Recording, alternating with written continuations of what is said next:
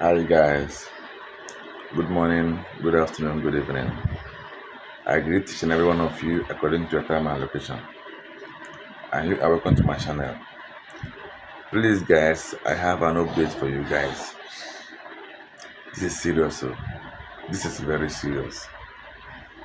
Listen, you can mess with every other people on earth, but don't mess with Americans.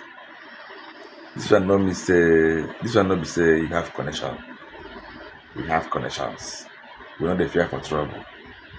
For Americans, anything they say, they mean it. Can I remember the time the rumor was going around about Trump sending his troops to Nigeria? And people saying, no, it cannot happen now. What is happening? Listen, if you mess with America, Baba, you are on your own. They must hunt you down anywhere you are. This is guys on technology.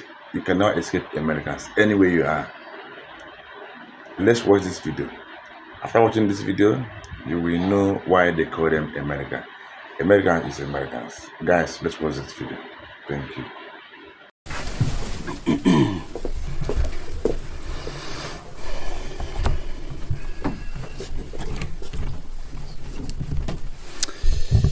Well, good morning. I stand before you today with one unmistakable message about Operation Epic Fury. America is winning, decisively, devastatingly, and without mercy. Under the direct command of President Trump, the War Department unleashed this operation early Saturday morning, just 4 days ago, which means we need to remember two things. First, we are only 4 days into this. Metrics are shifting, dust is settling, and more forces are arriving. It's very early. And as President Trump has said, we will take all the time we need to make sure that we succeed. Second, we are only 4 days into this. And the results have been incredible. Historic, really. Only the United States of America could lead this. Only us. But when you add the Israeli Defense Forces, a devastatingly capable force, the combination is sheer destruction for our radical Islamist Iranian adversaries. They are toast, and they know it. Or at least, soon enough, they will know it. And we have only just begun to hunt, dismantle, demoralize, destroy, and defeat their capabilities, just 4 days in.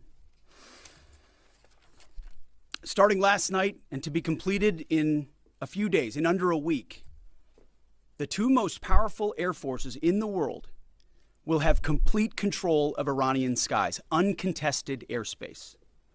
I hope all the folks watching understand what uncontested airspace and complete control means. It means we will fly all day, all night, day and night, finding, fixing, and finishing the missiles and defense industrial base of the Iranian military, finding and fixing their leaders and their military leaders, flying over Tehran, flying over Iran, flying over their capital, flying over the IRGC, Iranian leaders looking up and seeing only U.S. and Israeli air power every minute of every day until we decide it's over. And Iran will be able to do nothing about it. B-2s, B-52s, B-1s, Predator drones, fighters, controlling the skies, picking targets. Death and destruction from the sky all day long. We're playing for keeps. Our warfighters have maximum authorities granted personally by the president and yours truly. Our rules of engagement are bold, precise, and designed to unleash American power, not shackle it. This was never meant to be a fair fight, and it is not a fair fight. We are punching them while they're down, which is exactly how it should be. Thus far, Operation Epic Fury has delivered twice the air power of shock and awe of Iraq in 2003, minus Paul Bremer and the nation building. The campaign has 7 times the intensity of Israel's previous operations against Iran during the 12-day war. 7 times. And as President Trump said, more and larger waves are coming. We are just getting started. We are accelerating, not decelerating. Iran's capabilities are evaporating by the hour, while American strength grows fiercer, smarter, and utterly dominant. More bombers and more fighters are arriving just today. And now, with complete control of the skies, we will be using 500-pound, 1,000-pound, and 2,000-pound GPS and laser-guided precision gravity bombs, of which we have a nearly unlimited stockpile.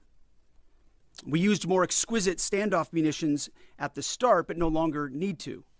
Our stockpiles of those, as well as Patriots, remains extremely strong.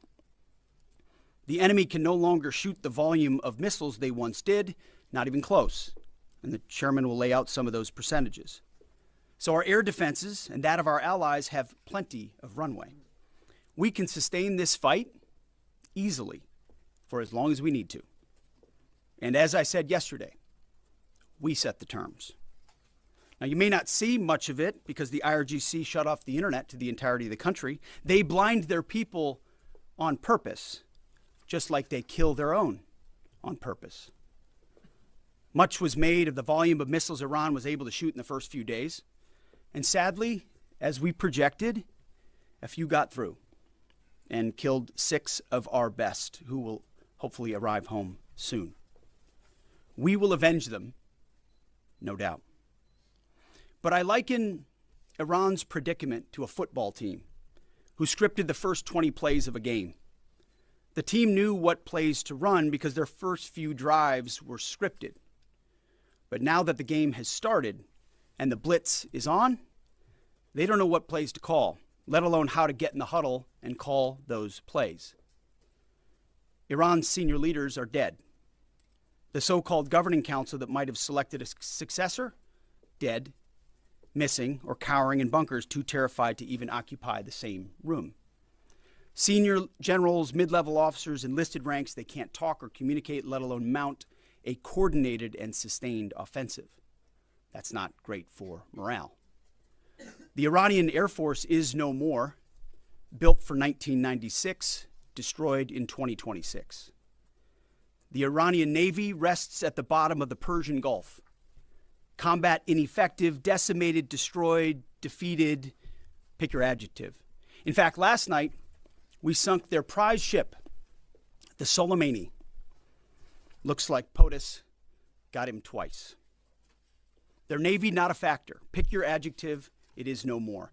In fact, yesterday, in the Indian Ocean, and we'll play it on the screen there, an American submarine sunk an Iranian warship that thought it was safe in international waters. Instead, it was sunk by a torpedo. Quiet death. The first sinking of an enemy ship by a torpedo since World War II. Like in that war, back when we were still the War Department, we are fighting to win. Also, yesterday, the leader of the unit who attempted to assassinate President Trump has been hunted down and killed. Iran tried to kill President Trump, and President Trump got the last laugh. Now, this is not a mission accomplished situation. This is simply a reality check.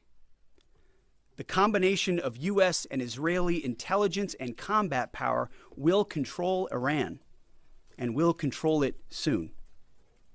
Sure, Iran will still be able to shoot some missiles and still be able to launch one-way attack drones at civilian targets, and their proxies will attempt to attack our embassies, bases, and soft targets. They are terrorists, after all, and they need to target civilians because they can't fight toe-to-toe. But we will find them, and we will kill them.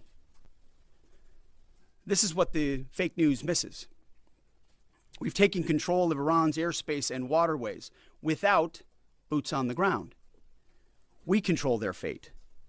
But when a few drones get through or tragic things happen, it's front page news. I get it. The press only wants to make the president look bad, but try for once to report the reality. The terms of this war will be set by us at every step. As I said Monday, the mission is laser focused. Obliterate Iran's missiles and drones and facilities that produce them, annihilate its navy and critical security infrastructure, and sever their pathway to nuclear weapons. Iran will never possess a nuclear bomb, not on our watch, not ever. And this is why President Trump's moral clarity on Iran today is so vital.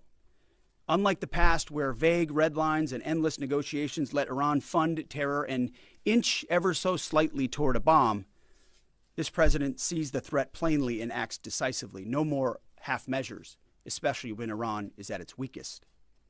No more letting Tehran play for time while our people pay the price. His leadership ensures that we finish what we start and that we protect our warfighters by crushing the enemy before they can strike again. Our offensive operations, refined through months of relentless preparation, are unstoppable.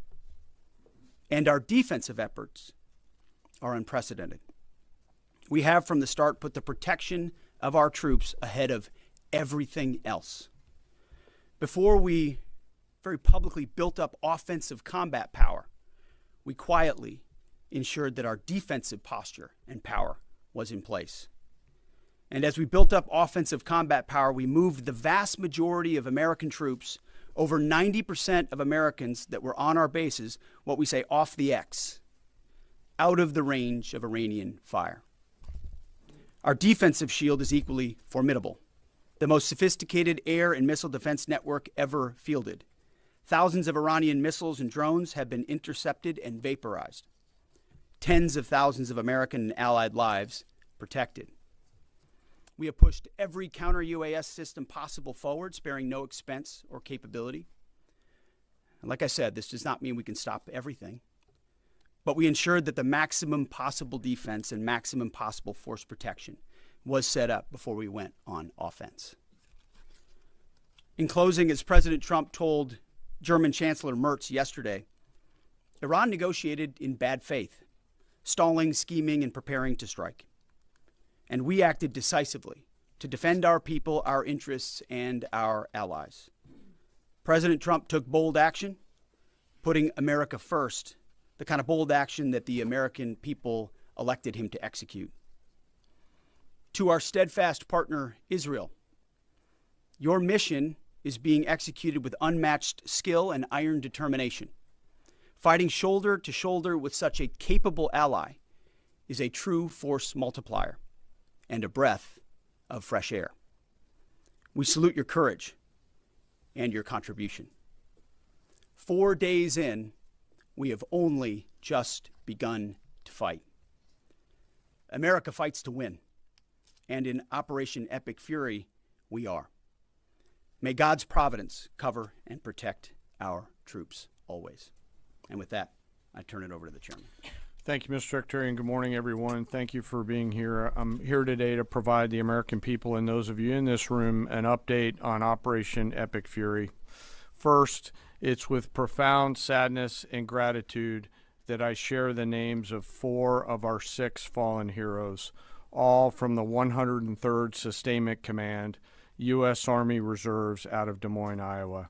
Captain Cody Cork, Sergeant First Class Noah Tegens, Sergeant First Class Nicole Amore, and Sergeant Declan Cody.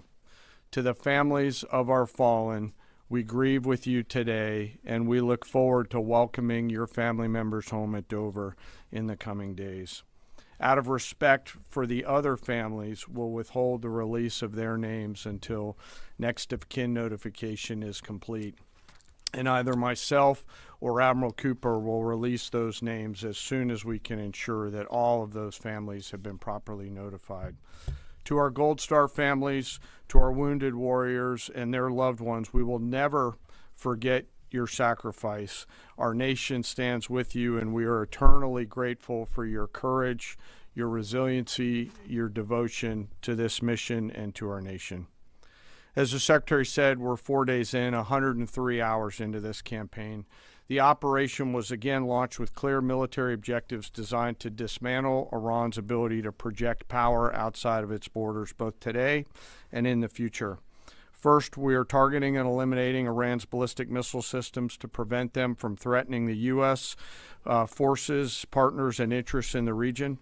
Second, we are destroying the Iranian Navy, degrading its capacity, capability, and ability to conduct operations, not just in the Central Command AOR, but as the Secretary showed in the video, around the world. Third, we're ensuring Iran cannot rapidly rebuild or reconstitute its combat capability or combat power, and those phases will begin as the campaign continues.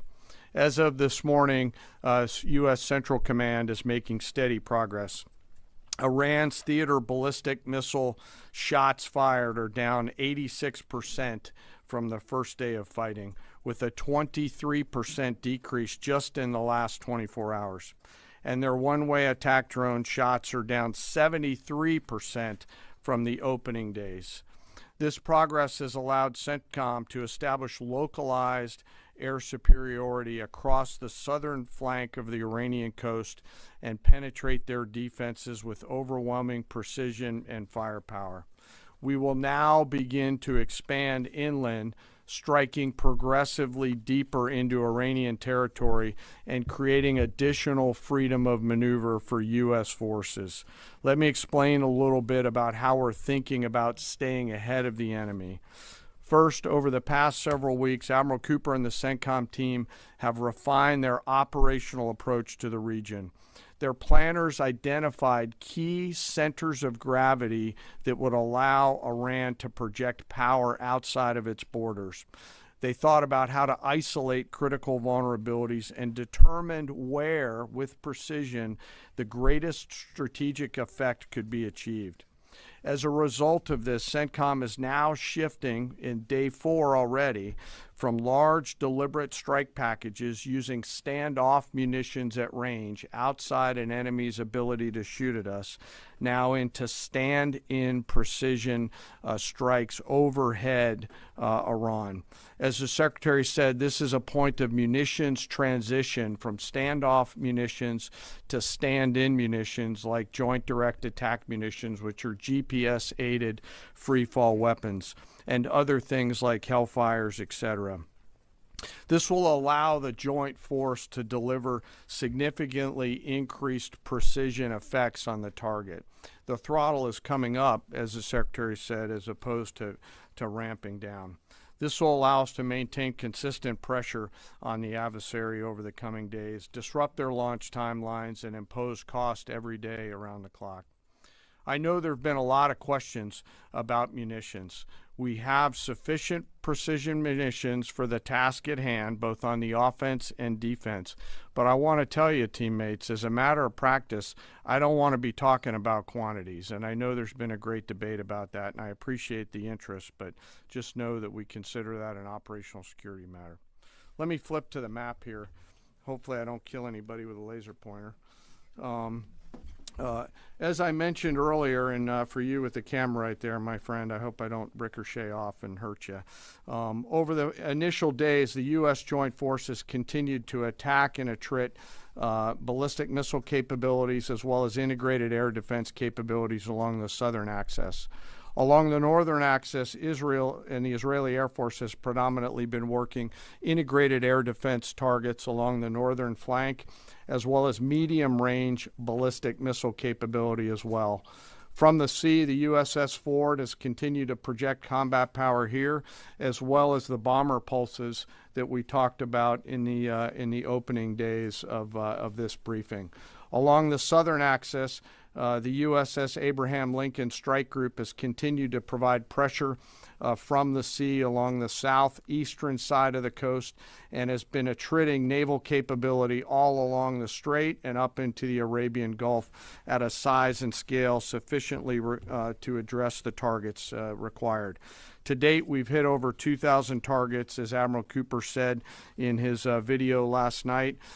We've destroyed more than 20 Iranian naval vessels, including, in addition to the frigate outside of the area, one submarine, and effectively neutralized at this point in time Iran's major naval presence in theater out there. As the Secretary showed the video, for the first time since 1945, a United States Navy fast attack submarine has sunk an enemy combatant ship using a single Mark 48 torpedo to achieve immediate effect, sending the warship to the bottom of the sea. I want to remind everybody that this is an incredible demonstration of America's global reach. To hunt, find, and kill an out-of-area deployer is something that only the United States can do at this type of scale. Over the next 24 to 48 hours, CENTCOM will continue to strike infrastructure and naval capability, and will continue to assess our progress against the military objectives. It does take time for us to collect that information and to assess en route.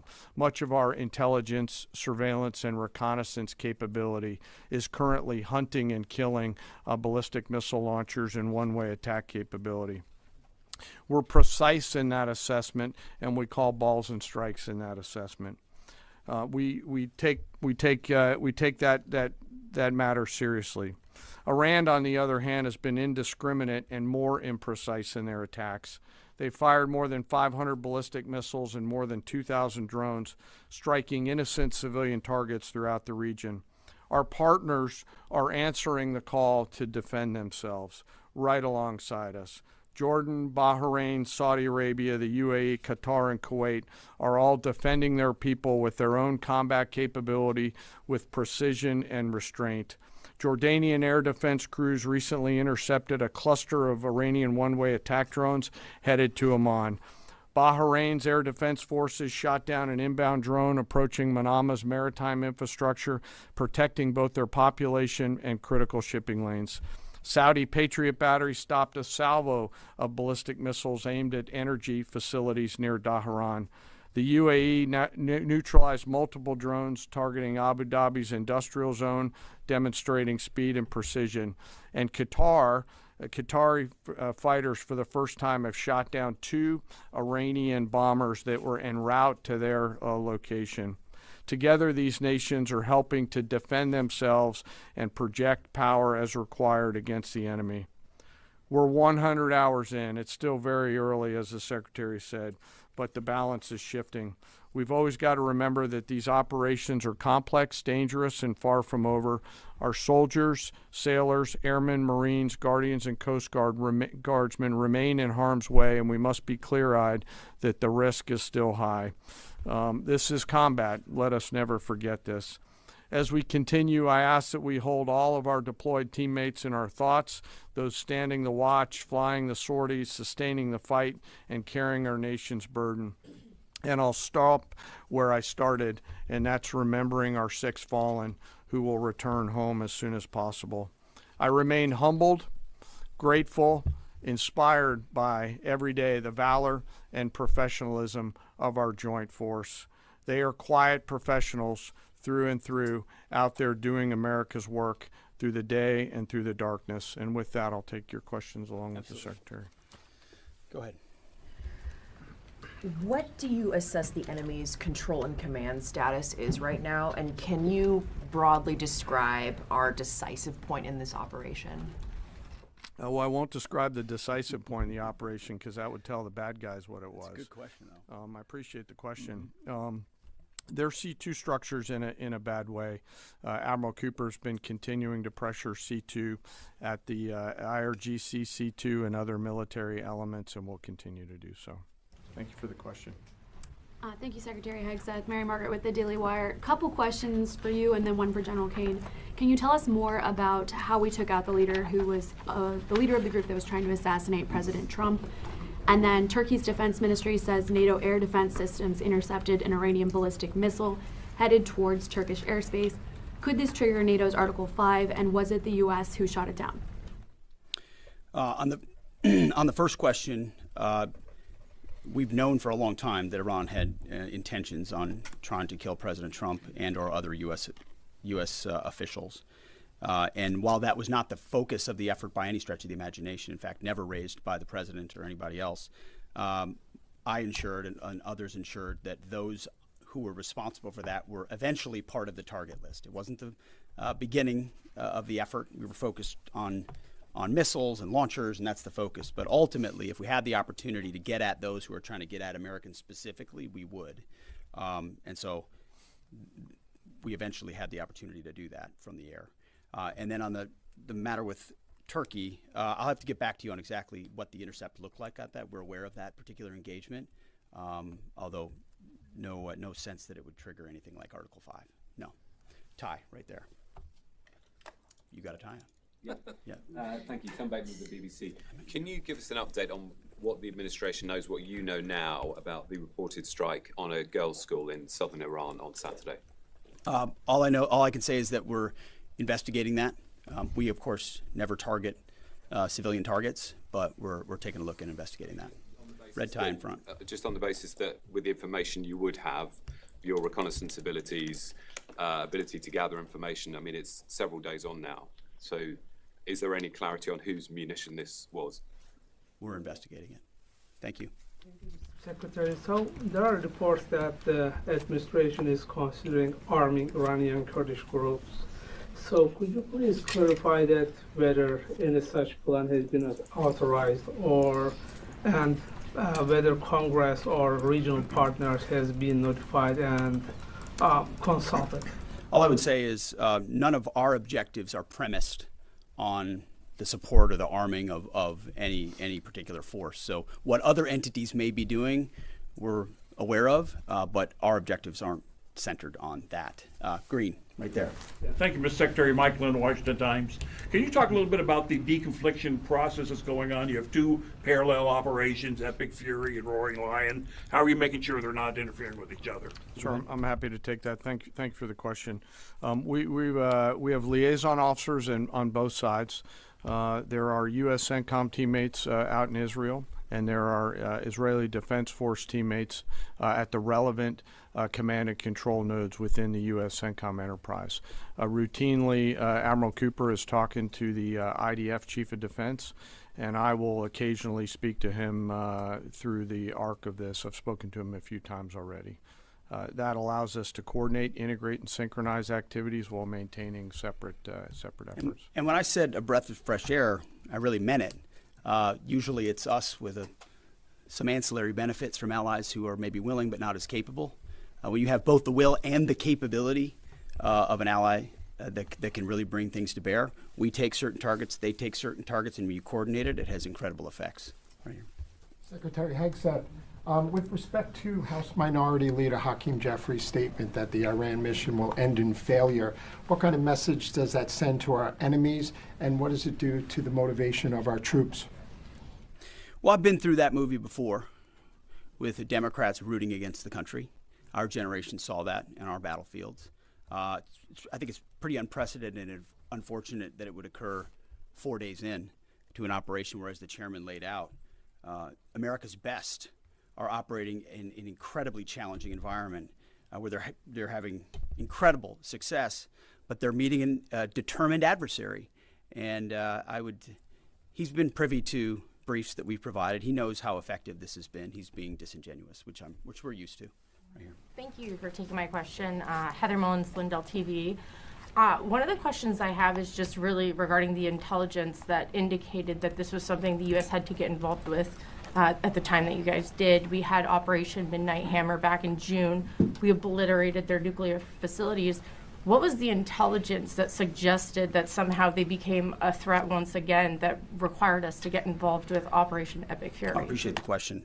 The evidence in front of us since the 12-day war was that Iran had no intention of actually negotiating a nuclear deal that truly meant they did not have a pathway to the nuclear bomb. And they had a moment.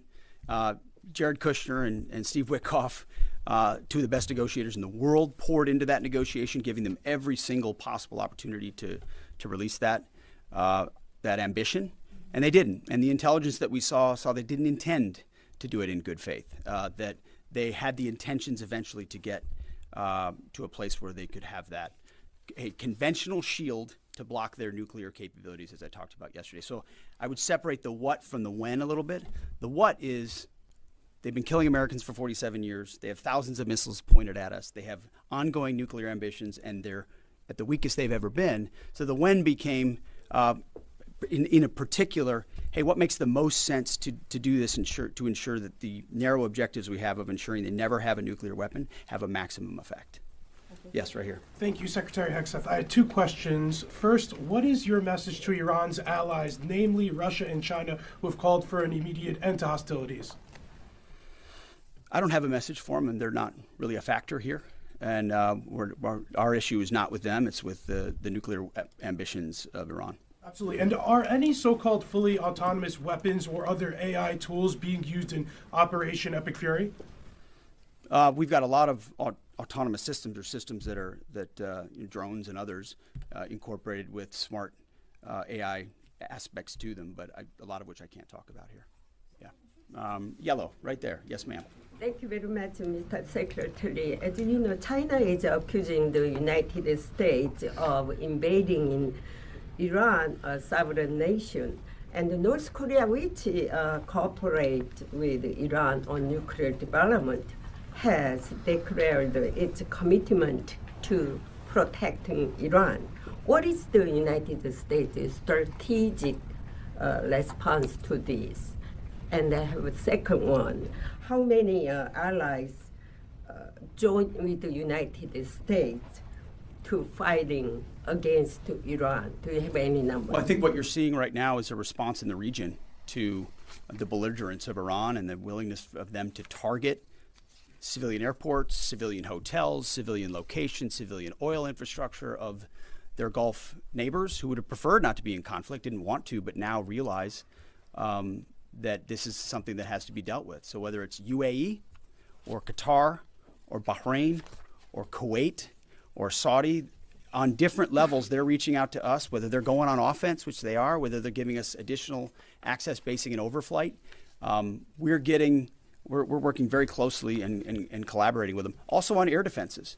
The air defense capabilities of those countries are significant, and when combined with ours and we coordinate, it brings simplicity to the shot doctrine, so we make sure we're using less munitions but being more effective with what we shoot at. And as it pertains to other countries, I'll sort of give the same question. They don't really bear on the case of Iran. We're going to deal with Iran's nuclear ambitions, and that'll send plenty of signals in the process. Right there. Purple. Are you going to help get Thank Americans you so out of the region? Thank the you so military much, going to Mr. help? Secretary. I have 2 questions. One question for you and the other question for Mr. Chairman. You ruled out that you are not engaging with the Kurdish forces, Iranian Kurdish forces, to incursion from the Kurdistan region to Iran. But now, and today, Iranian said that under threatening the Kurdistan region, they said clearly if there is any incursion from the Kurdistan region, they will attack all the Kurdistan region and go war with the Kurdistan region. What's your comment on that? And a question for Mr. Chairman, given comments that the U.S. forces might be deployed if necessary, under what specific conditions would you determine that deploying U.S. boots on the ground is necessary? And how would such a decision support and advance your stated strategic goals? Well, I'm not going to comment on U.S. boots on the ground. I think that's a question for policymakers, and I don't make policy, I execute policy. I will say on the question in the back corner about helping Americans get out, first, it's a great opportunity to encourage everybody in the region to go to the State Department and register. Secretary Rubio's been trying to get that word out, and I'd ask you to help us with that, to have folks register. We've also opened up space available seats as C-17s and other airplanes come in to try to help folks get out. But that's really a State Department matter. But to answer your question, that's what we've been doing.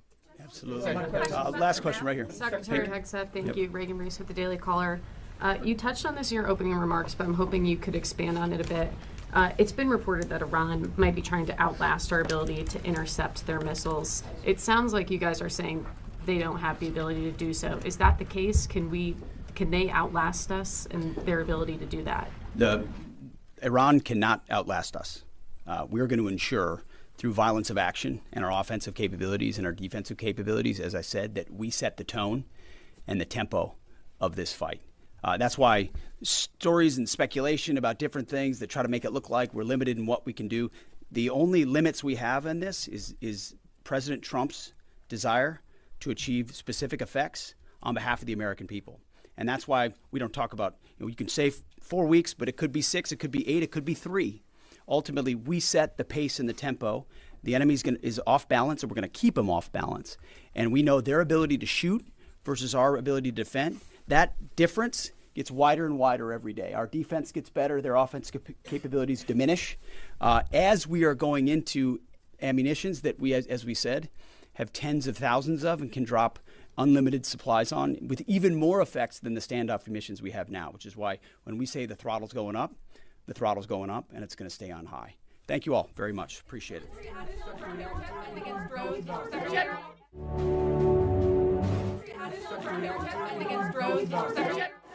So that Pete Hegseth, the US Secretary of War, giving a briefing at the Pentagon alongside General Dan Kane, who gave us more specific details about the actual operation. Hegseth talking about Iran, saying they are toast and they know it. We are playing for keeps.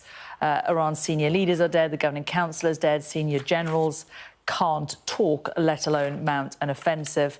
Also talking about how the Iranian Air Force has gone and the Iranian Navy sunk. The terms of this war will be set by us at every step, according to Pete Hegseth. Let's bring in our US correspondent, David Blevins, in Washington for us.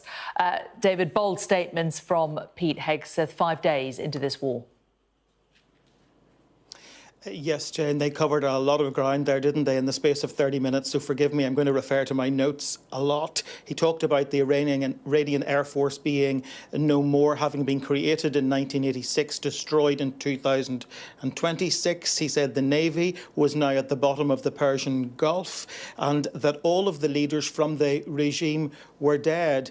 We did hear interesting news about a US submarine having torpedoed an Iranian warship in the Indian Ocean. We think that happened off Sri Lanka. And I also pointed out that the leader of the unit who had attempted to assassinate President Trump in the past had also been killed, adding that President Trump has had the last laugh. So a lot of focus on how much progress they are making, but they also were keen to stress that this is far from mission accomplished. He said they had 7 times the intensity in this war of the 12-day war between Israel and Iran last year, that there were more and larger waves coming. He detailed 500-pound, 1,000-pound and 2,000-pound bombs, laser-guided precision bombs. And then it was interesting, I thought, to hear from General Dan Kane, the chairman of the Joint Chiefs of Staff, when he talked about until now they were using stand-off munitions, but were moving towards stand-in munitions, giving them greater precision and the ability to push further into Iran. But on the reports that the US is preparing to arm Kurdish fighters to effectively put boots on the ground, Pete Hegseth largely dismissed that, and General Kane said it was not something really that he was prepared to talk about because boots on the ground is a policy matter and he doesn't make policy, he simply executes it. David, questions too about this strike on a girls' school in Iran. Yes, I think that is notable because we are hearing time and time again from the Defence Secretary or the self-styled Secretary of War, Pete Hegseth, that the United States is setting the terms for this war. They say our rules of engagement are bold. We're punching them while they're down, and that's okay. This is not a fair fight. I'm quoting him directly there. So they are continuing to celebrate effectively the abandonment of the traditional rules of engagement. Those rules of engagement, we know, are partially designed to try and prevent the loss of innocent civilian life in a war situation. Now, the Americans have really said very little about reports of dozens of schoolgirls having been killed by a strike on their school. When he was pressed on that this morning, he said they never target civilians and they are investigating. He was pressed for a second time and he simply said, we are investigating. So it appears to be something the Americans are not very keen to talk about at this stage. As far as they're concerned, they're viewing this in a very binary sense, that they're going to war against an enemy with a vicious record, and they are considering it necessary to deploy on their terms, not on any terms that have been set globally in the past, Jane. David, thanks very much for now.